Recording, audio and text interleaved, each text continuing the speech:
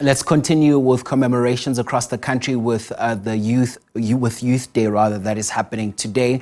The Gauteng Provincial Government is commemorating the 48th anniversary of the 1976 Soweto uprisings today. Now, the commemoration will also honor the lives of the young people who lost their lives during the Soweto uprising, including the Alexandra massacre that followed on the 18th of June of 1976.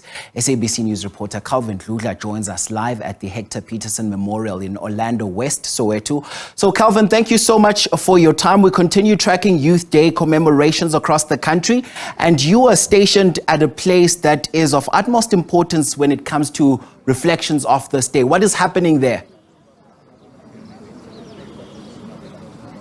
Good morning to you, Mxolisi, and good morning to the viewers at home. Yes, indeed, we are here at the Hector Peterson Museum in Orlando West in Soweto. Today is one of the important days in our South African calendar, the Youth Day. I have to introduce young people here because the reason why we are here is because young people in 1976 fought against apartheid government. Thank you very much, sir, for being with us. Tell us why this day is so important to you, especially as a young person. This day is so important to us as young people because this is the day when rights to education, which in turn helped us, the youth of this generation, to have the education we have and learn and grow as Africans. Thank you very much. I have to also introduce this young lady here, also young and energetic. You are here today.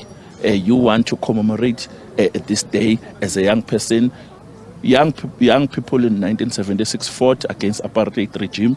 What is the difference between the young people of 1976 and now, and what would you want to seek for young people?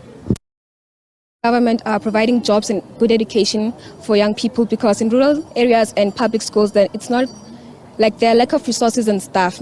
So I'd like to see the government providing good education and resources, and also teaching young people more about this day, because we only see a glimpse of what happened in our schools.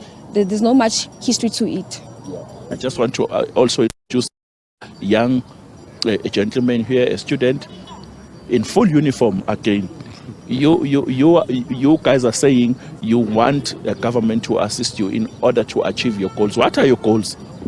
Well, our goals as the youth of this generation, I think, is to achieve much better things.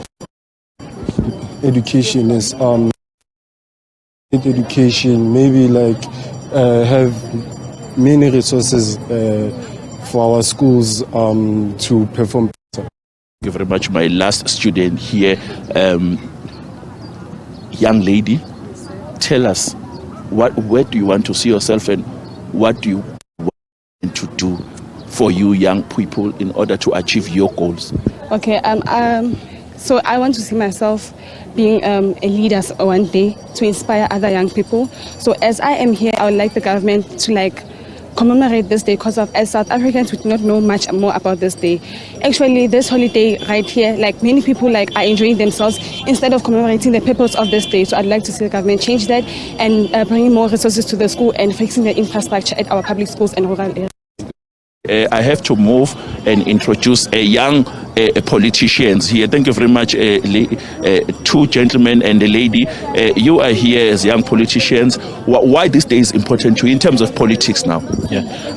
Thank you so much. My name is Lawrence Manak, and I'm the Youth and Student Chapters Convener at Rise and Zansi. Look, I think 1976 and June 16 particularly is quite an important day, because we saw people, young people to be specific, deciding to stand up, mobilize, and against all odds they fought, and so many of them lost their lives basically to this day. And I think this day is quite important because it shows us that the struggles that were fought for in 76 are still the very same struggles that we are facing today. This might actually manifest in a sense that 2 out of 3 young people are unemployed. Young people cannot get access to higher education. Higher education is commodified as it is right now. Basic education is also not functional. You have the norms and standards of school infrastructure that are still not implemented. So this day should be a wake-up call to us as young people of South Africa to actually stand up and decide that we want to make change. Voter turnout was very low in this election, and this is how we go and get rid of the politicians that are not serving us. And this is why we continue to say that we actually do need new leaders, and new leaders that are young, energetic, and ethical. And as Rise Mzansi, we continue to be calling out for those young people. To you now as a young female, what does this day mean to you?